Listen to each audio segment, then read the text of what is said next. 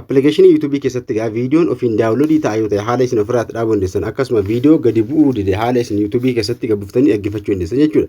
YouTube irratti gaa viidiyoo yeroo tokko daawunlood gootanii itti fayyadamuu barbaadan haala kamiin akka isin YouTube irratti appii irratti daawunloodii gootee itti fayyadamuu dandeessan akkasuma yoollee gadi bu'ee jiraate YouTube irratti viidiyoo daawunloodii ta'ee jiru takka yeroo isin viidiyoo nama ilaaltan viidiyoon ofiin gabbu'aa ta'e haala kamiin akka ofirraa balleessuu dandeessanuu fi yoo inni gadi isinii bu'uu dide viidiyoo sana haala kamiin akka gabbifachuu dandeessan agarsiisu. Kana gochuudhaaf gaa YouTube irra geessentanii appii YouTube irra seenuudhaan gaa haala kanaan eegarsiisanii jechuudha. Application YouTube haala kanaan eegarsiisanii ganjallaa kana profaayilii keessanii tuqxu jechuudha. Profaayilii keessan tuquudhaan gaa gubbaa irratti tuqaa sadii ni jirti harkuma gaana tuqaa sadeen kaanii tuqxu yeroo takkaaf achirra tuquudhaan gara keessaa eegarsiisanii siitingi kajee ni jira ammallee siitingi kana ni tuqxu yeroo takkaaf haala kana yeroo isinii baasee maal gootu daawunlood kajee kaanii tuqxu yeroo takkaaf mallattoo daawunloodii kana tuquudhaan gara keessaa eegarsiisanii haala kanaan isinii banaa daawunlood over wifi on jechuun wifi irratti yeroo fayyadamtanu kana yoo on gootan haala kanaan wifi irratti viidiyoo ilaalaa yoo jiraattan YouTube irratti jechuudha daawunloodii ta'a jechuudha.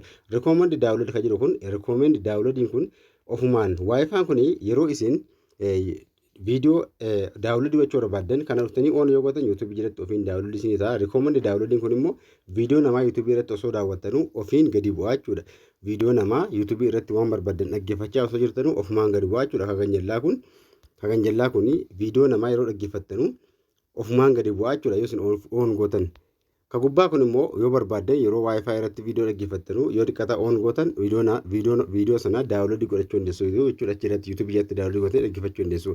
Wantoota YouTube jalatti daawunloodii gootan sana indaalli isaa balleessuu barbaadan delete all download kan jettu tuquudhaan waan viidiyoo YouTube jalatti daawunloodii godhatanii itti fayyadamaa jirtan sana balleessuu dandeessu jechuudha. Yeroo isin YouTube daawunloodii godhatan haala kanaa fide isinii baasa jechuudha. Viidiyoo YouTube jalatti dhaggeeffataa jirtan takka daawunloodii godhatan haala kanaa isinii baasa. Kanarra fakkeenyaaf irra yoo tuqee gara keessaa amma daawunloodii wanti hin godhe hin jiru jechuudha.